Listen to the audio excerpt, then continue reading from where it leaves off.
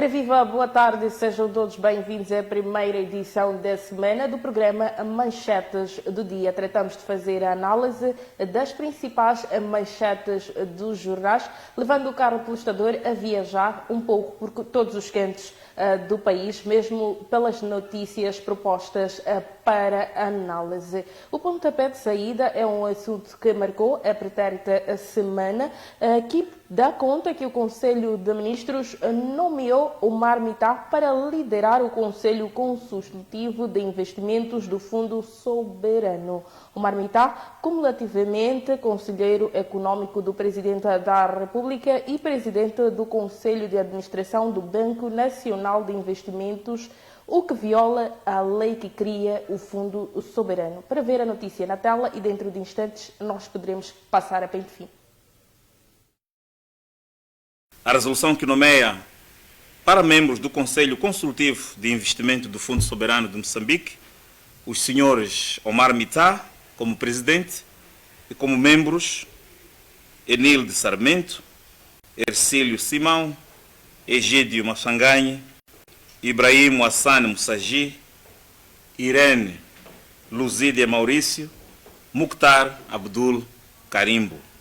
A decisão anunciada esta quinta-feira pelo porta-voz do governo, Filimão Soares, parece-se entrar em confronto com a lei que cria o Fundo Soberano.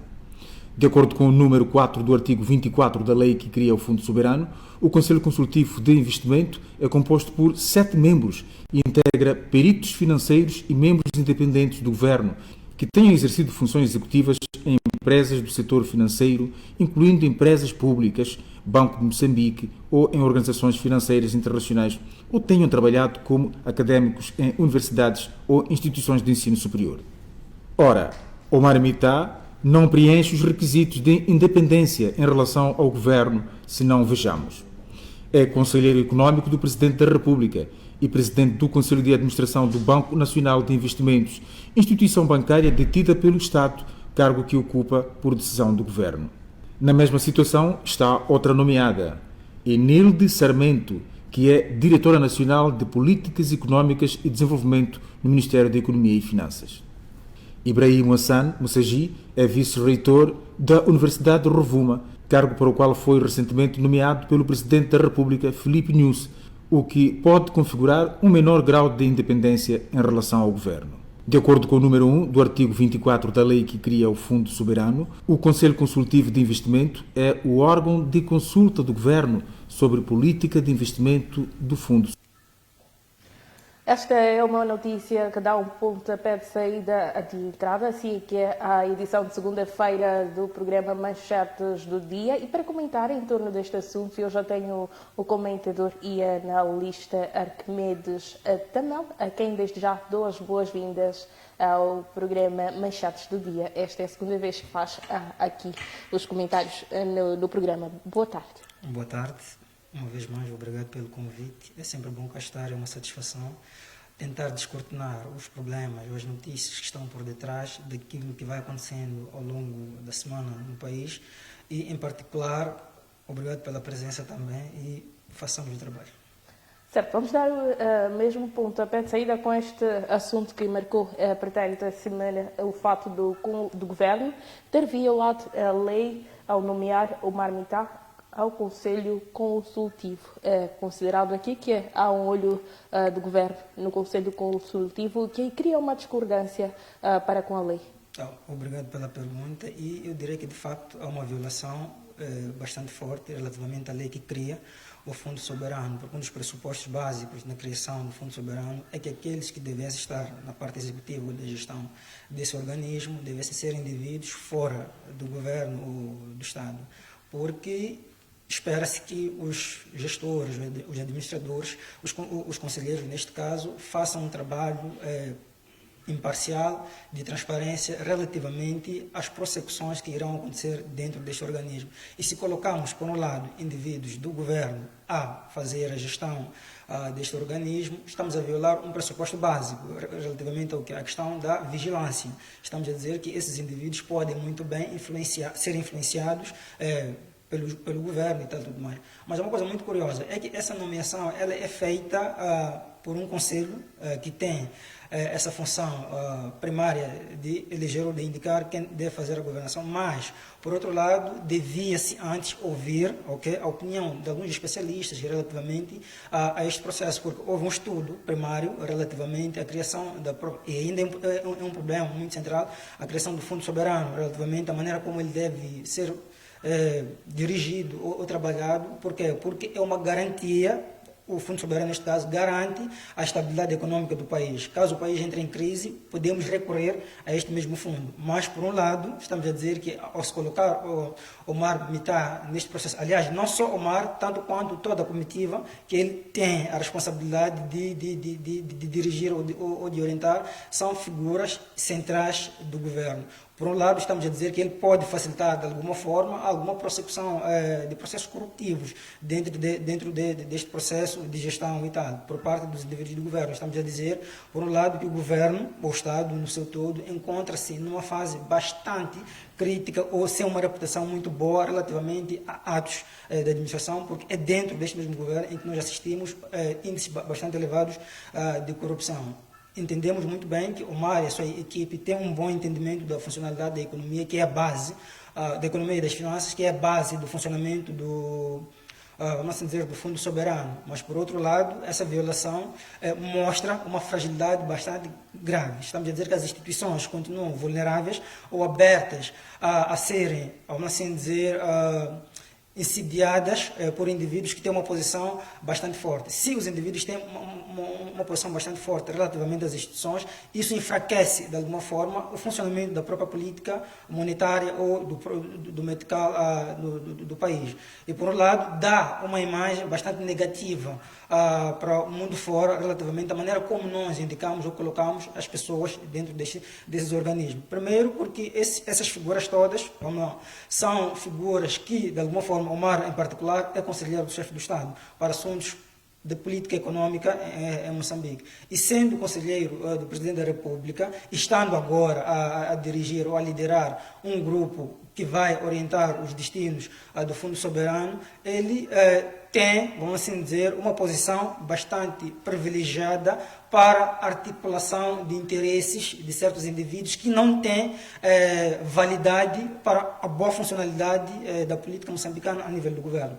Vamos analisar, já temos aqui a situação da inconstitucionalidade a ser dada por esta nomeação. Quais seriam as possíveis formas de contenção para esta situação e quem seriam os reguladores da lei que devessem entrar em ação para a mesma reversão do cenário?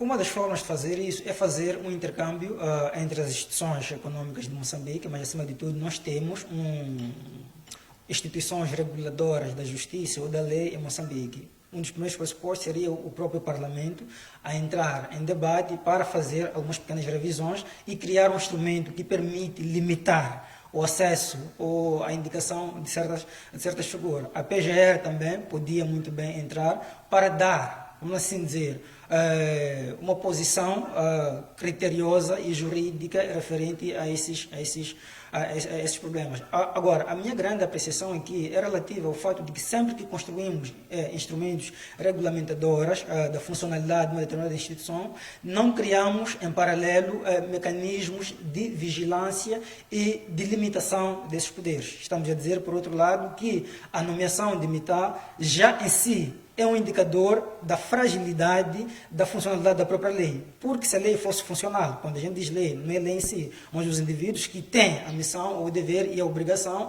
de fazer funcionar a lei já deviam correr para, vamos assim dizer, barar este processo. E se isso não aconteceu, por um lado, uma vez mais, é o fato de que algumas figuras têm uma posição mais forte em relação aos próprios instrumentos que são reguladoras da funcionalidade da própria lei. O Banco de Moçambique, como regulamentadora da política econômica, financeira ou monetária, se quisermos, ela também devia ser mobilizada num determinado momento para estancar este processo de, vamos assim dizer, nomeações não muito claras. Talvez ele tenha sido nomeado para serviços de interesses individuais, não necessariamente institucional. O que tem acontecido muitas das vezes, este não é um caso particular, é um caso visível agora, porque ainda estamos numa fase embrionária deste processo da execução do próprio Fundo Soberano, que tem trazido muito alarido por parte do governo, e assim dos acadêmicos, como da própria sociedade civil.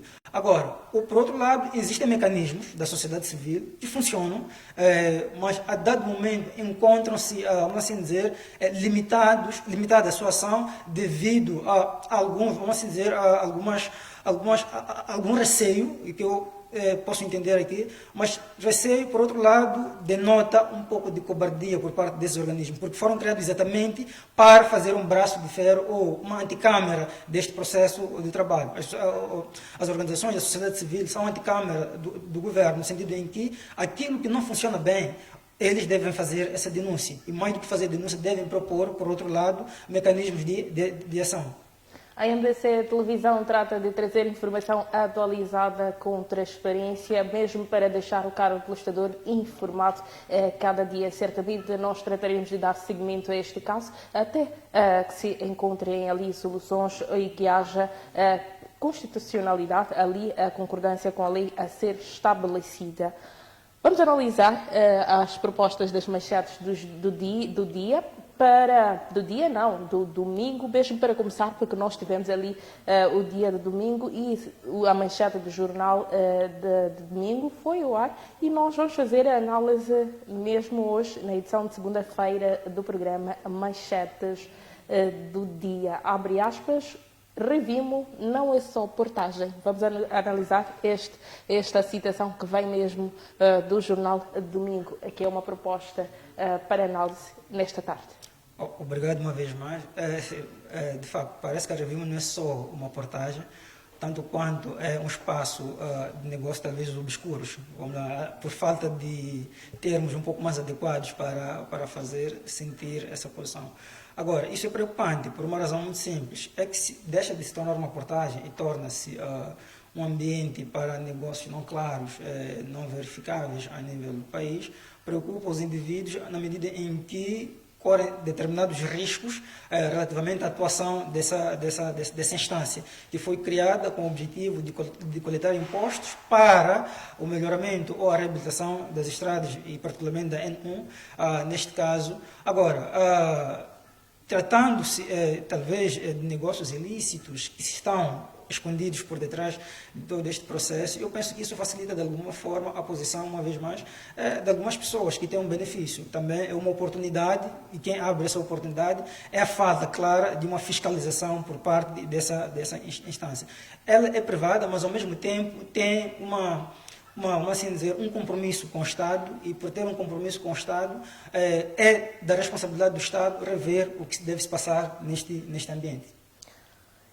Também uma proposta do jornal Domingo vai mesmo ao encontro do alerta deixado pelo INEM, que prevê época chuvosa. Dá para perceber aí que nós temos uma capacidade de estar em alerta, deixando ali a todos informados sobre a situação climática. E depois, como é que estão os nossos modelos de respostas? Será que nós estamos preparados para responder às chuvas que estão previstas para os próximos tempos? Muito obrigado. A questão é relevante. Eu penso que o INAI está a fazer um bom trabalho em termos de informação ou de alertar as pessoas, mas a capacidade de resposta ainda está aquém do desejado. Primeiro, por questões econômicas.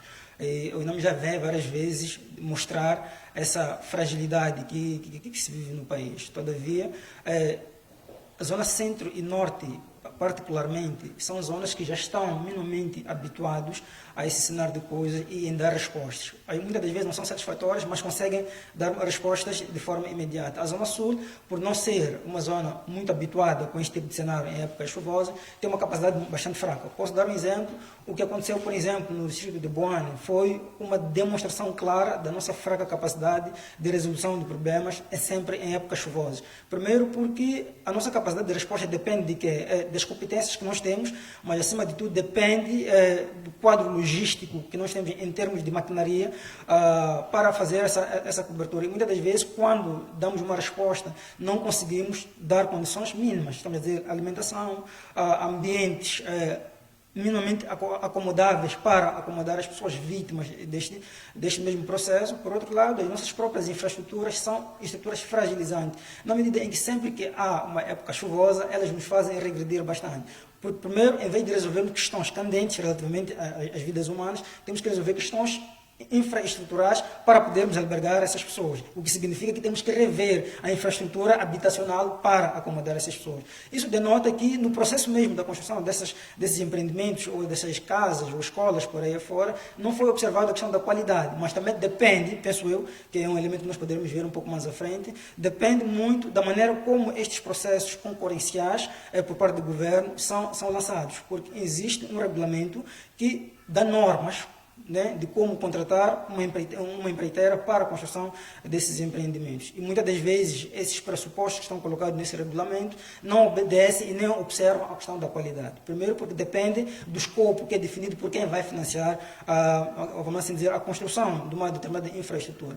Mas eu penso, por um lado, que neste mesmo processo isso já fragiliza, porque quem deve trazer a proposta e avaliar a proposta econômica, neste caso, avaliar, são os empreiteiros e não o governo em particular. Entendemos que o governo talvez não tenha dinheiro, mas depender do escopo financeiro do governo, isso vai fragilizar e vai tornar o processo fragilizante. Daí o nível ou índice de distribuição que nós vemos quando existem chuvas em épocas como esta. Estamos a dizer que esse processo vai durar por aí uns 3 ou 4 meses, de agora até o início do próximo ano, março, por aí. Então estamos a dizer que estaremos num estado de instabilidade e de insegurança, o que vai acarretar ainda mais custos e mais investimentos. E nós não temos essa capacidade, porque todo o nosso orçamento depende, como nós sabemos, de financiadores externos.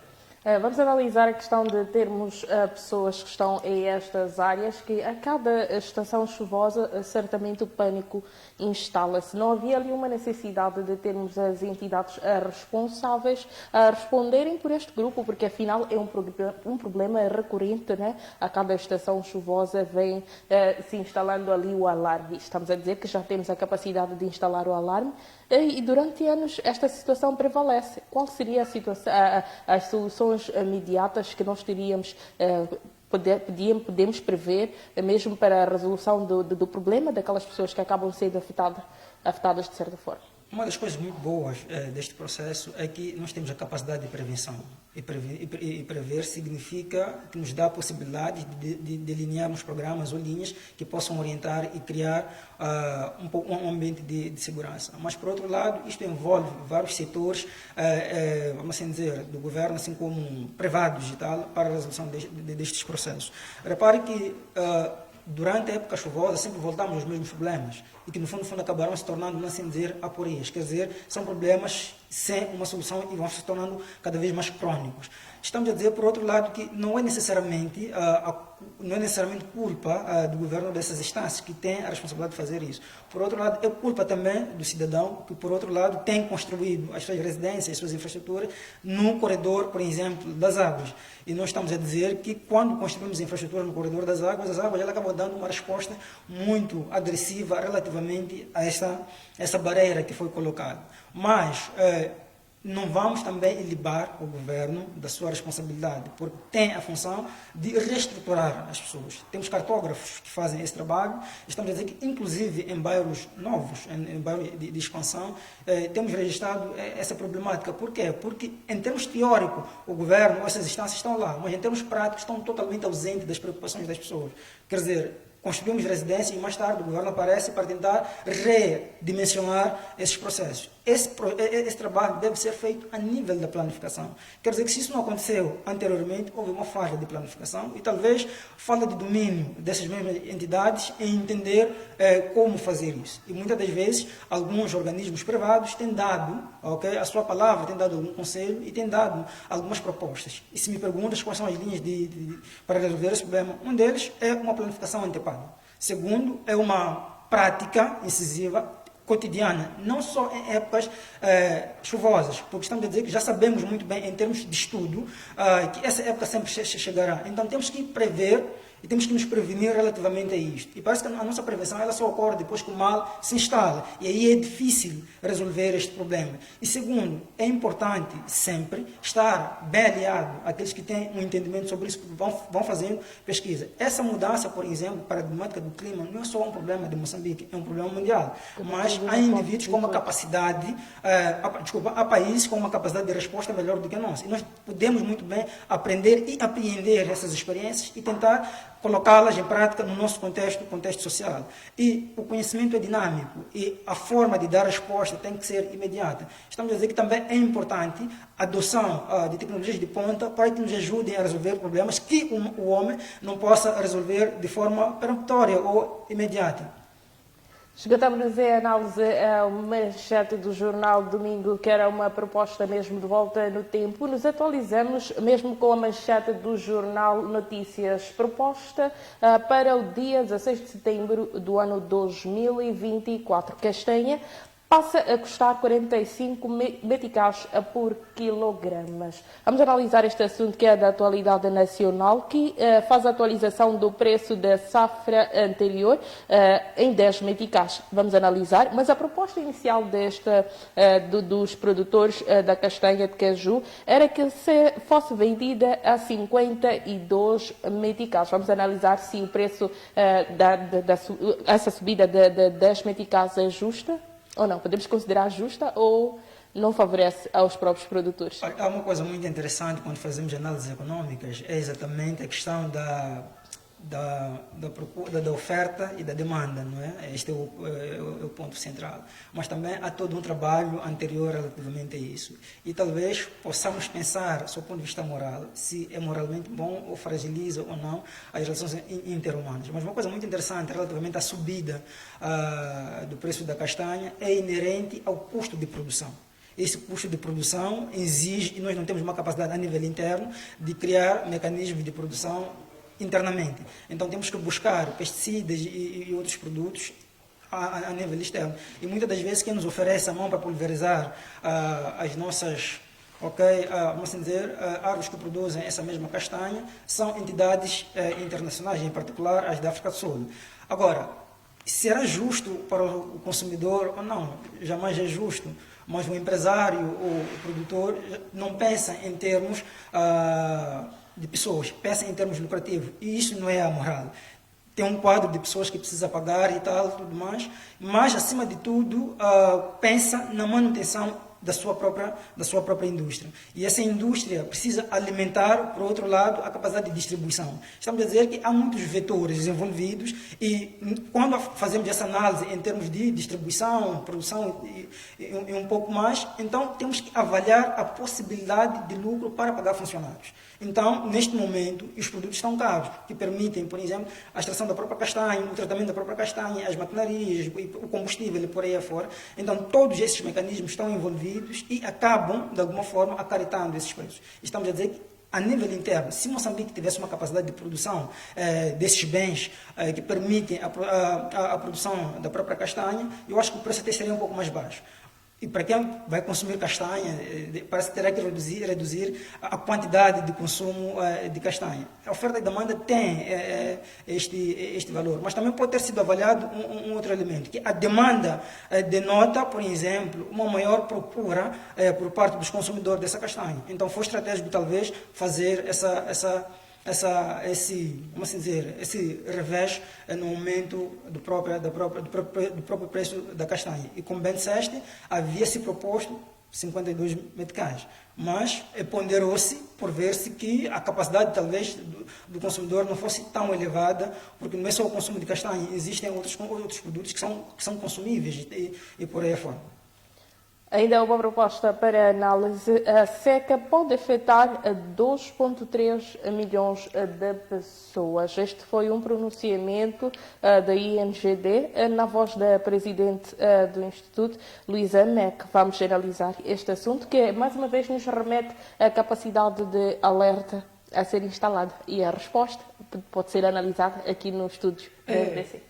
Desculpa, olha, eu penso que neste aspecto em particular, tristemente, é um discurso repetitivo. A cada ano vamos repetindo o mesmo discurso. E penso eu que as linhas para resposta a esse dilema já foram colocadas expressamente ditas pelos órgãos de interesse. Eu penso que, de fato, pode vir a afetar no sentido de que a produção agrícola que nós ainda temos é bastante rudimentar e dependemos, por exemplo, das chuvas para fazermos isso. E ainda não estamos em nível industrial da nossa produção agrícola.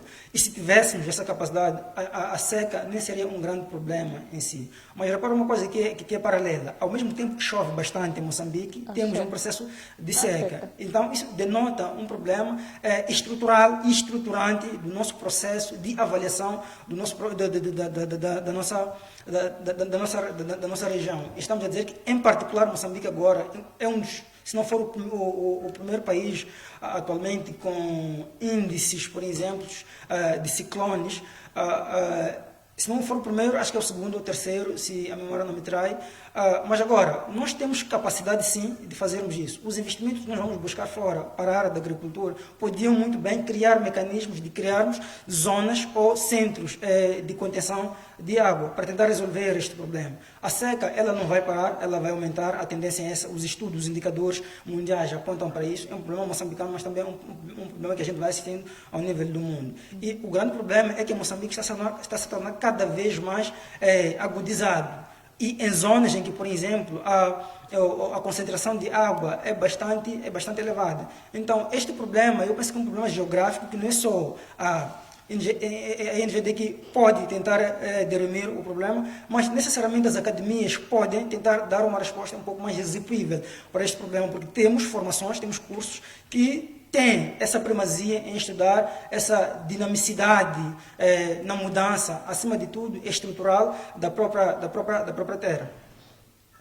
Esgotamos em análise a manchete do Jornal Notícias de lembrar ao caro telespectador que o jornal está disponível na banca em formato físico como também em formato digital e poderá dar continuidade à leitura do mesmo. Passamos a analisar a manchete do jornal Canal da MOS, que tem um assunto que nós já previamente analisamos e certamente poderemos dar por ultrapassado, e passamos a analisar jornalistas e presidente do Conselho de Administração da Rádio Moçambique continuam em rota de colisão. Enquadramento salarial a ser analisado também dentro do órgão de comunicação social.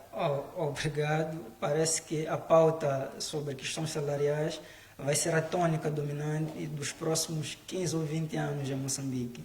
Primeiro porque a nível interno, nós não temos uma capacidade de produção que nos permita termos uma base econômica sólida. Isso afeta várias instâncias de trabalho público, administrativo, inclusive privado. E é triste quando a classe que tem a obrigação, o dever, a missão de informar as pessoas passa por um cenário como este, salariais. Estamos a dizer que a nível interno da administração da própria RM, talvez não estejam criadas condições estruturais para a resolução deste problema. E se há uma reclamação, é porque talvez fez uma análise bastante funda, e é a primeira vez que temos, por exemplo, em termos de manchetes, uma reclamação por parte da RM do lado do jornalista. E quando isso ocorre, penso eu que houve um processo de avaliação e de uma análise profunda antes mesmo de aparecerem em público a reivindicarem uma e outra questão relativa aos seus salários. Talvez porque não sejam necessariamente compatíveis. E imaginamos que se não são compatíveis, então há um problema que não está a ser observado por parte administrativa. E é a parte administrativa que tem essa missão, essa responsabilidade, muito antes do jornalista reclamar, rever estas questões. Eu penso que tem sido uma cultura em Moçambique ficarmos à espera que o funcionário reclame, sendo que existem figuras ou pessoas que foram confiadas a tarefa de fazer essas revisões. E essas revisões devem ser feitas, não penso eu que de 5 em 5 anos, devem ser feitas continuamente, sempre que a necessidade de aumento salarial se fizer necessária dentro desse escopo. E isso, de alguma forma, vai fragilizar a própria qualidade de trabalho. E quando há informações, vamos assim dizer, trazidas de forma duvidosa pelos jornalistas, isso compromete o real funcionamento de um determinado país. Por quê? Porque é um pressuposto básico que uma das formas de democracia de um determinado país é a o acesso à informação. E é lá onde nós iremos encontrar iremos encontrar elementos que nos permitam discutir os problemas que afetam a nossa política. E desinformados, não imagino eu que hajam condições de se viver dentro de uma democracia. Então estaremos diante de uma ditadura da informação. Ainda para analisar, podemos fazer a ponte para outros setores que acha que têm esta crise salarial. Podemos mesmo analisar alguns, esteve a falar de forma sorrateira, mas cabia melhor que fizesse a menção, né? Claro, posso, muito bem, e muito obrigado por me permitir essa ponte entre o jornalismo, a RM e outros pontos. É curioso que na semana passada houve o lançamento de um livro bastante interessante sobre a ADSU. E este problema salarial, como nós temos, afeta toda a administração pública. Eu teria dito em um outro momento que um dos grandes problemas de Moçambique é que quem define, por exemplo, os dividendos ou os momentos de mudança salarial são instituições da Bretton Woods, o Banco Mundial e o FMI. E, por outro lado, estamos a dizer que só podemos fazer revisões ou reformas a nível salarial, tendo em conta uma verba que é oferecida por essas organizações. E a minha pergunta, e se essas organizações um dia decidirem parar de alimentar ou de financiarem o orçamento do Estado, como é que Moçambique irá fazer face aos pagamentos de salário? E, por outro lado, são essas mesmas instituições que possibilitam a empregabilidade ou não na função pública. E elas dizem, por outro lado, que, por exemplo, vão amortizar um pouco o seu investimento a nível de pagamento de salários. Por quê? Porque a administração pública moçambicana emprega mais do que qualquer outro setor. E eu penso que o Estado não podia fazer diferente para reduzir o problema da empregabilidade em Moçambique. Estamos a dizer que os juízes também entraram em crise. Por quê? Porque se sentem refém da classe executiva. Por quê? Por outro lado, porque não existe uma autonomia ou uma independência em termos de poder. E sempre que há um trabalho a ser feito a nível do judicial, eles devem apelar ao executivo para deixar ficar uma certa verba para o seu trabalho. Quer dizer, a justiça, por um lado, ela não vai funcionar de forma isenta, de forma prática. Por quê? Porque vão ter que depender das migalhas que os senhores executivos terão que dar. Então, isso coloca em causa um outro problema estruturante da política e da funcionalidade do próprio Estado. É que se dependermos do executivo, estamos a dizer que o executivo pode fazer das suas e ninguém estará lá para vamos assim dizer, reclamar ou dizer alguma coisa. E um dos grandes pressupostos da democracia ou do Estado de Direito democrático é o fato de que cada poder deve ser autovigilante. Quer dizer, um deve vigiar o outro. E se é o Executivo, e neste caso representado pelo Presidente da República, a indicar os presidentes, os funcionários que devem ocupar essas pastas, estamos a dizer que esses mesmos indivíduos não têm uma capacidade de reclamação. Porque ao mesmo tempo que vão reclamar, serão colocados de lado e iremos colocar alguém que tem mais, vamos assim dizer, tem mais, vamos lá, me falta o termo aqui, tem mais garantias ou confiança do próprio presidente. E, neste caso, essas funções, em particular, o PGR, Presidente do Conselho Constitucional, não são cargos de confiança, são cargos de competência, porque lidam, acima de tudo, com a persecução e a gestão da própria justiça. E um dos grandes problemas que Moçambique vem vivenciando há mais de 10 anos é exatamente a gestão da própria justiça. Temos ouvido a miúde por aí a população a dizer que vai optar por fazer a justiça pelas próprias mãos. Por quê? Porque as instituições de justiça não têm feito devidamente o seu trabalho. E há todo um processo moroso. E vamos à classe dos professores. Estamos a dizer que os professores também vêm reclamando há mais de 10 anos sobre a questão salarial. Primeiro por quê? Porque existem instâncias públicas que recebem mais em relação a essa classe em particular. Estamos a dizer que com salário magro ou diminuto não permite que um professor vá à sala de aula motivado. Não estamos a dizer que a primeira motivação seja salário. Não, a primeira motivação tem a ver mesmo com a formação do cidadão e tal, que vai dar respostas em termos práticos, teóricos e científicos aos problemas com os quais Moçambique se encontra confrontado. E o mesmo professor que não tem as condições mínimas para executar o seu trabalho, estamos a dizer que também não haverão condições na sala de aula para que ele possa disseminar essa informação. Isso registra-se em termos de fragilidade dos quadros que nós vamos formando. Estamos a dizer que nos últimos tempos muitos estagiários foram devolvidos porque não têm as competências teóricas mínimas para a prospecção. Então houve uma falha na sala de aula. Essa falha foi desencadeada por todo um processo que está muito ligado ao próprio salário. A saúde também é um dos pontos bastante críticos. E nós temos ido aos hospitais, aos postos de saúde e por aí afora e temos registrado de forma significativa e sistêmica um atendimento quase que desumano, ao mesmo tempo que se apela a uma humanização da própria saúde. E diria alguém, a dada altura, que não podemos falar da humanização da saúde em termos de trabalho, mas temos que fazer todo este processo a nível da formação. Não se humaniza o indivíduo no seu local de trabalho, humaniza-se primeiro. Por quê? Porque são valores que são transmitidos na sala de aula. Então, se falharmos no processo da sala de aula, obviamente que no momento da execução também iremos falhar. Por quê? Porque o momento de trabalho é a extensão prática daquilo que se apreendeu e aprendeu no momento da formação. Muito obrigada. Esgotamos a análise, a manchete do jornal Canal de Moço e a proposta para ver a seguir é uma matéria da reportagem que é a produção mesmo da MBC Televisão. O Ministério dos Recursos Minerais e Energia voltou a adjudicar o negócio bilionário à empresa Sacom Authentics, orçado em mais de 3 bilhões de meticais. Este negócio fechado quando faltavam 4 meses para o fim do mandato do Governo. Matéria para ver na tela e nós voltamos dentro de instantes com a análise deste assunto que também marca a atualidade nacional.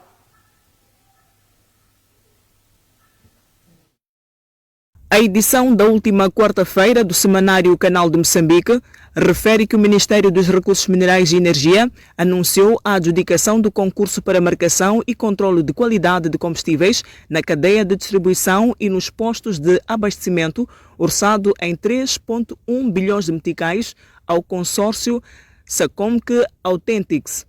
De acordo com o semanário, o referido consórcio já havia ganho outro concurso polêmico, orçado em 2,5 bilhões de meticais, para marcação de combustível nos portos, 11 dias antes de o concurso ser lançado com recurso a um lobby político.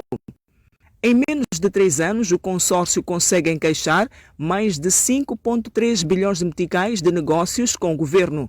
A Sacom é liderada pelo cidadão Nuno Soeiro e saltou para as primeiras páginas dos jornais a partir de 2020, alegadamente por causa da sua forte influência a nível político. Aliás, num concurso igualmente polêmico, a empresa conseguiu afastar a SICPA da marcação dos combustíveis, num negócio que acabou parando no Tribunal Administrativo que determinou a anulação do mesmo. Entretanto, escreve o jornal Canal de Moçambique, quando se esperava que o Ministério dos Recursos Minerais e Energia lançasse um novo concurso, o mesmo decidiu avançar com a assinatura do contrato com a Sacom em novembro de 2021, alegando inadiável interesse público. Este negócio bilionário soma-se a outros que o governo tem estado a adjudicar, incluindo nomeações, mesmo consciente de que está a menos de 4 meses do término do mandato, fato que, em outras realidades, impõe a realização de atos de gestão corrente sem assumir compromissos que possam condicionar a ação do próximo executivo a ser constituído logo após a tomada de posse do próximo presidente da República, a 15 de janeiro de 2025.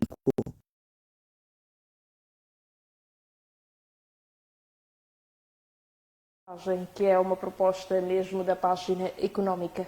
O Ministério dos Recursos Minerais e Energia voltou a adjudicar um negócio bilionário à empresa Sacom Authentics, orçado em mais de 3 bilhões de meticais. Este negócio fechado quando faltam 4 meses para o fim do mandato do governo. Vamos analisar. Obrigado. É curioso que esses negócios que são fechados quando quase do término de um determinado mandato acabam criando instabilidade ao governo ou aos administradores, aos gestores que vierem a seguir. Por quê? Porque é muito dinheiro envolvido. Mas, por outro lado, eu já havia começado a dizer, há um grande problema em termos de contratação na função pública. Um dos grandes problemas é relativo ao documento que rege os processos, por exemplo, da publicidade ou da oferta dos mesmos serviços. Já vem um pacote estabelecido e com um determinado escopo. E o curioso ainda aí é o fato de que no momento da adjudicação, há algumas linhas que não são muito bem observadas para fazer face à oferta deste mesmo serviço. E estamos a dizer relativamente a isto, que este problema não é só o problema deste Ministério em particular, é um problema que vai se vivenciando em vários outros ministérios. Agora, se se adjudicou uma empresa que já vinha trabalhando com o governo já há bastante tempo, penso eu que não foi a nível de exame das próprias propostas que essa empresa possa ter trazido, mas pelo fato de que tenha havido uma determinada confiança e um pouco de acomodismo por parte daqueles que tinham que fazer essa avaliação. E quem geralmente faz essa avaliação nas instituições é um departamento chamado UGEA, né, que lida com os problemas de aquisição e tal tudo mais. E deve passar por um processo escrupuloso de análise e visitar essas empresas para ver se de fato estão em altura. É muito dinheiro e penso eu que de alguma forma isto beneficia um certo grupo que terá algum beneplácito desse mesmo valor. E isso acaba enfraquecendo a maneira como as instituições do Estado vão funcionando. Primeiro, porque existem beneficiados, não só a nível dos transportes que trabalham em termos públicos nessas instituições, mas de algumas figuras particulares dessas mesmas instituições que não se percebe muito claramente porque é que devem beneficiar disso. Ao mesmo tempo que temos funcionários que os seus transportes não têm combustível para serem deslocados às suas casas ou serem levados para o seu posto de trabalho. É uma notícia muito feia e triste e dá um péssimo exemplo, mas também acaba disseminando uma certa cultura. E penso eu que aqui não seja necessariamente um problema dos indivíduos como tal. É um problema de um sistema que já foi bastante mandado. E está claro, por outro lado, que é um índice ou indício de corrupção dentro da própria função pública. E, em particular, há um ministério que lida com questões relativas vamos assim dizer, a gestão das infraestruturas relativas à processação do próprio combustível e tal, tudo mais. E nós sabemos muito bem que o combustível está bastante caro. E muitas das vezes o governo tem que criar subsídios para amortizar o preço do próprio combustível. E dessa vez parece que houve uma boa vontade em dar de bandeja um valor bastante ilusório para um determinado grupo. Uma matéria que foi mesmo proposta do canal de Moça e foi dada a continuidade pela MBC Televisão. Certamente teremos os contornos desta situação lá mais para diante. Vamos analisar desta vez a manchete do jornal Público, que faz ali a menção ao pronunciamento da família Chissen e ainda da família Machá ao dar a bênção ao candidato presidencial pelo partido Frelimo. Esperávamos nós uma atitude diferente? Não, acredito que não se esperava uma atitude diferente, embora hajam conflitos, clivagens, problemas dentro de uma família. A boa moral, o bom senso ensina que a família tem que estar sempre integrada, unida dentro de um processo que se esperasse. E a família Chissano, a família Machel e a família Guebuza não estão a fazer mais do que seu dever enquanto paternos deste cidadão que concorre à presidência da República. Agora, o meu problema é inerente a uma questão bastante particular. É que há uma lição, vamos assim dizer, moral, por parte desses integrantes da Frelimo, em mostrar aos demais partidos que, independentemente das fissuras que possam haver entre indivíduos dentro do partido, o que conta mais, acima de tudo, é o partido e não os indivíduos. E Chapo, por outro lado, se vier a ganhar as eleições de 9 de outubro, vai dar continuidade a um legado que é necessariamente da própria Frelimo. A Frelimo tem uma ideologia bastante peculiar, embora fragilizadora.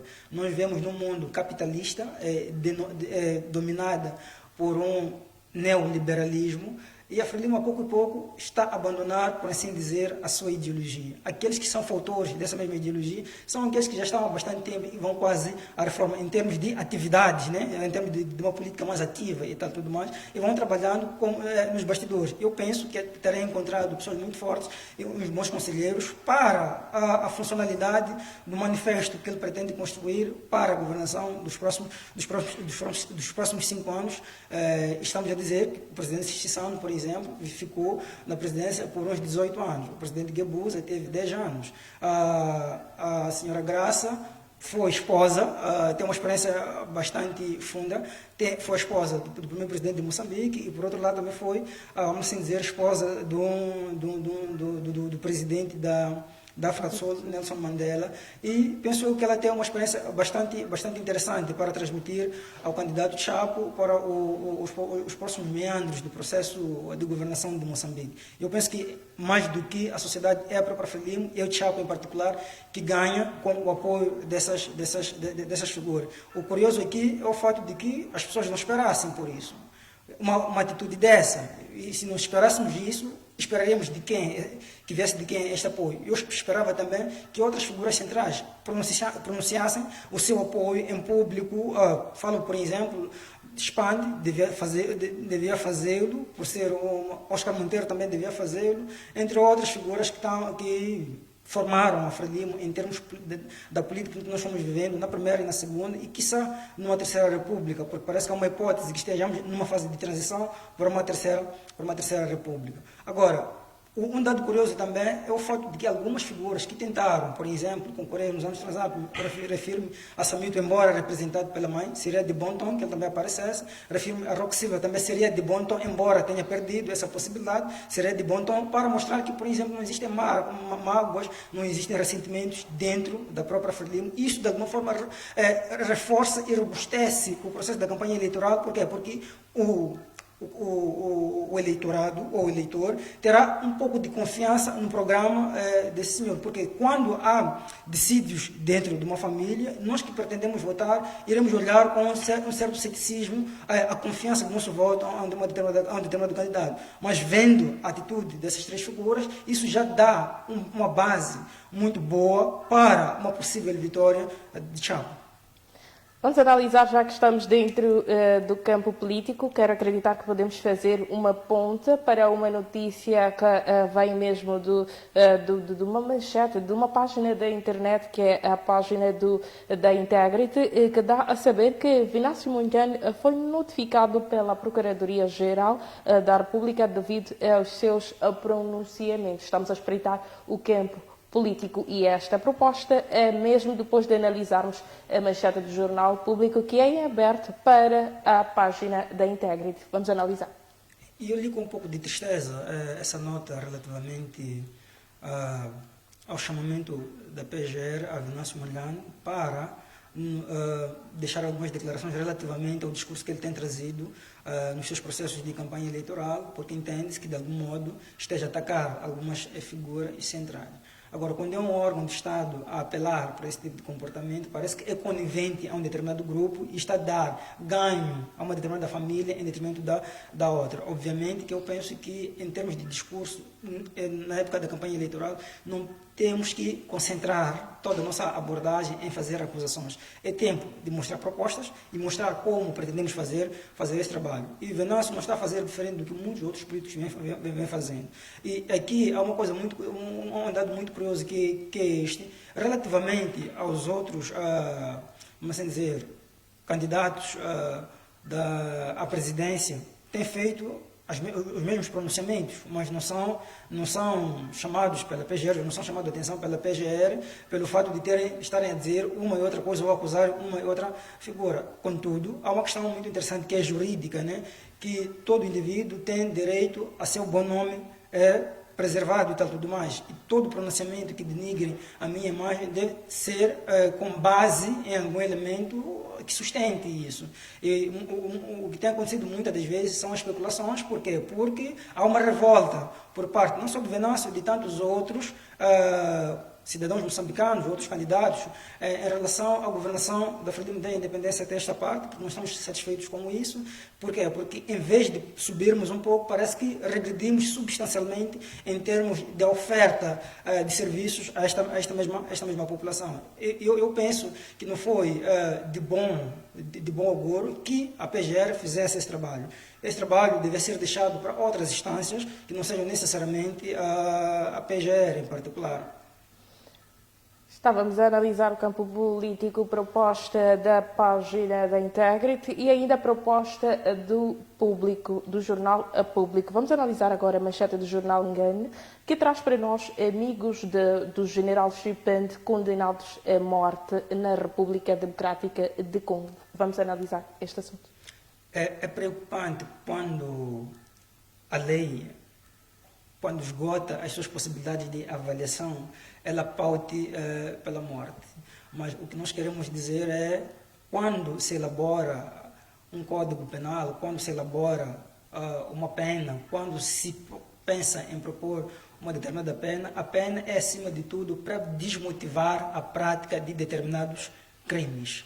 E esta prática de desmotivação não tem funcionado bastante com as nossas molduras penais ao nível do mundo. E países um pouco mais arrojados e preocupados com a questão da estabilidade e segurança nos seus países já haviam adotado essa forma, mas a morte em si é condenável. Precisamos encontrar outros meios, outros mecanismos de penalização. E nós entendemos muito bem que essas figuras foram condenadas porque tentaram fazer um golpe de Estado na República Democrática de Congo, que falhou bastante, esta tentativa de golpe de Estado. E parece que essa tem sido a panaceia dos países, vamos assim dizer, orientais e ocidentais de África, em pautar de forma forçosa em tirar os seus líderes. Por quê? Porque eles entendem que esses líderes não estão a serviço do patriotismo dos seus países, mas pleitam por outros interesses internacionais. E ao tentarem fazer isso e terem frustrado essa tentativa de golpe de Estado, desencadeou todo um processo de julgamento para tentar perceber os contornos deste mesmo processo. E é de entender que, por exemplo, algumas figuras, 3 se não estiverem em erro, que foram condenados à morte, são figuras que tinham uma ligação com uma certa figura política moçambicana, que de algum modo, talvez pensou-se naquela época, que estivessem a receber instruções de como fazer todo este processo. E do outro lado, isso acabou manchando a nossa própria integridade enquanto moçambicano, ver uma figura política cimeira envolvida com assuntos de tal ordem. Uma vez mais, é importante desmotivarmos a prática de crimes, porque se não o fizermos, estamos a dar a abertura para que as pessoas possam fazer e sem nenhuma penalização. Mas a pena de morte, para mim, continua sendo uma pena condenável. Podemos talvez pautar como prisão perpétua e por aí. Há informações muito vitais que irão ao túmulo com essas figuras que poderiam ter sido muito bem aproveitadas e redimensionar a questão da segurança naquele país da África em particular. Por quê? Por um lado, porque essas figuras não fizeram esse trabalho sozinhos. Estamos a dizer que o governo não, cidadãos norte-americanos estão envolvidos neste processo. E quantos outros cidadãos do mundo não tenham tido esta informação, e talvez no futuro não muito distante possa se incitar de novo uma tentativa de golpe de Estado a nível da República Democrática de Congo. E penso eu que podia-se capitalizar muito bem as informações que têm esses indivíduos e podia-se aprender das outras instituições de justiça a nível mundial como extrair essa informação. De uma apreciação cultural, saímos da terra da Chalamoana, voltamos a território nacional, mesmo para aterrar em Nampula, onde um traficante de drogas foi condenado a 18 anos de prisão. Estamos a analisar já a manchete do jornal Equal, a proposta para o dia 16 de setembro para o ano 2024. Deixa-me dizer que um cidadão de nacionalidade moçambicana, de 44 anos de idade, foi condenado a 18 anos de prisão por ter sido encontrado com 14 unidades de droga, correspondente a 193 kg de heroína e ainda a metafomina. Vamos analisar este assunto, que também deixa a preocupar, como aqui, naquele ponto do país, a situação de tráfico a estes níveis. Bastante. É uma zona muito vulnerável a este tipo de práticas. Essa não é a primeira notícia relativamente ao curso das drogas naquela zona, e parece que é um corredor para fazer chegar aos outros pontos. Essas duas drogas são drogas bastante fortes e, por serem fortes, elas acabam, por assim dizer, desestabilizando a vida dos jovens em particular, porque não é para se vender para crianças ou pessoas adultas, é para vender para jovens mesmo, de forma a criar mecanismos de ganho de dinheiro. Agora, a minha preocupação relativamente à circulação dessas drogas é que ela acontece impavidamente nos olhos da Polícia da República de Moçambique.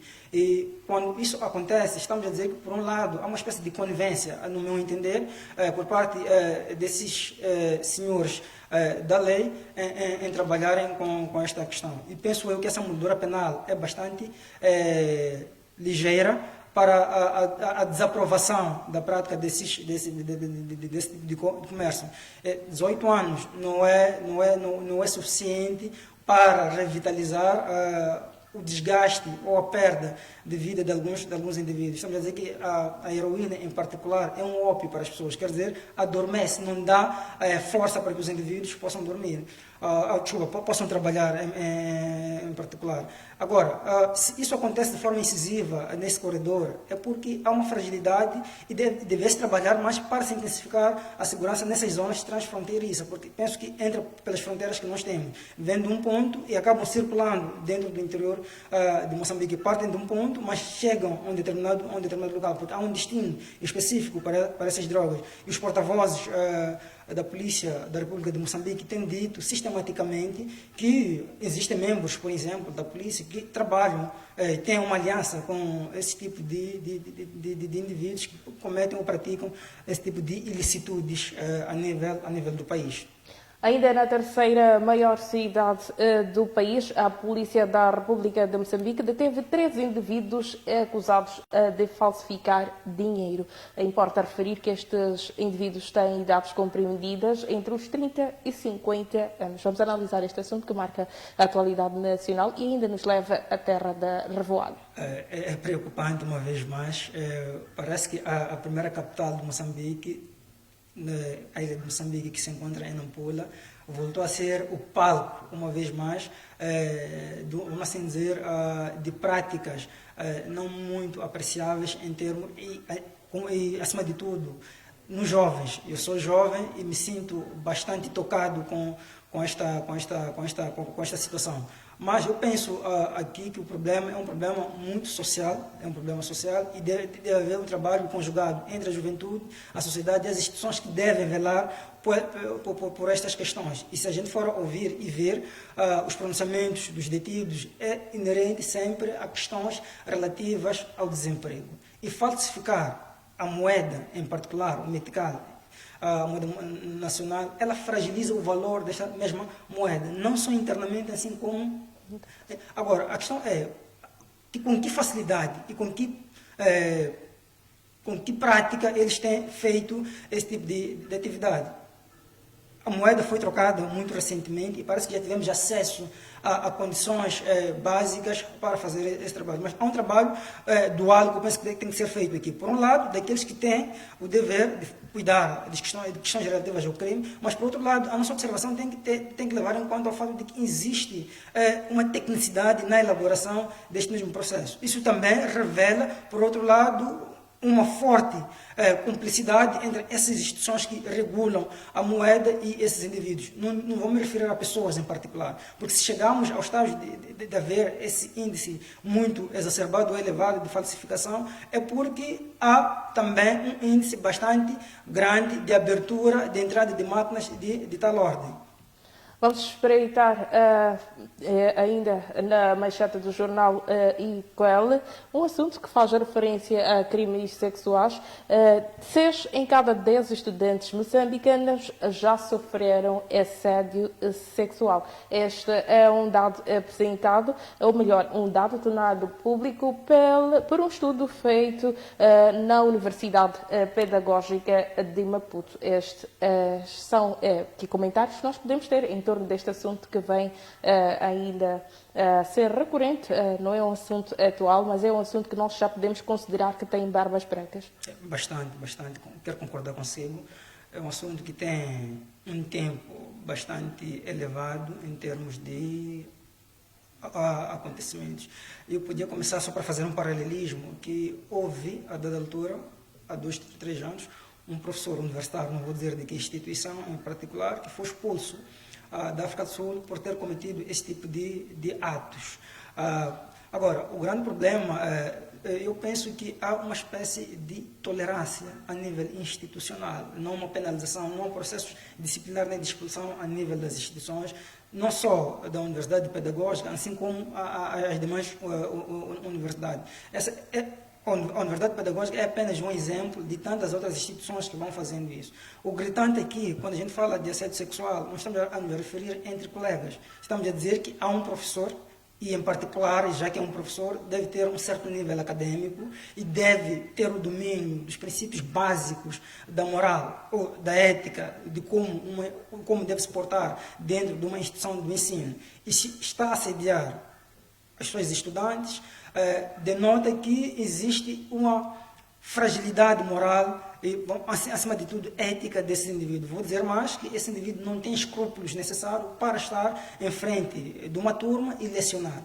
E se isso acontece e a UP, tendo feito esse estudo, é porque está bastante preocupado com isso. Nós estamos a dizer que sejam todos os professores a fazer esse exercício, mas deve haver aqui, por parte das instituições, penso eu, administrativas, acima de tudo da reitoria, um trabalho bastante mais apertado com esse tipo de comportamento. Por quê? Porque mais do que dar aulas relativas às suas disciplinas, estão a dar um outro tipo de ensino, que é uma coisa comum, é uma coisa aceite.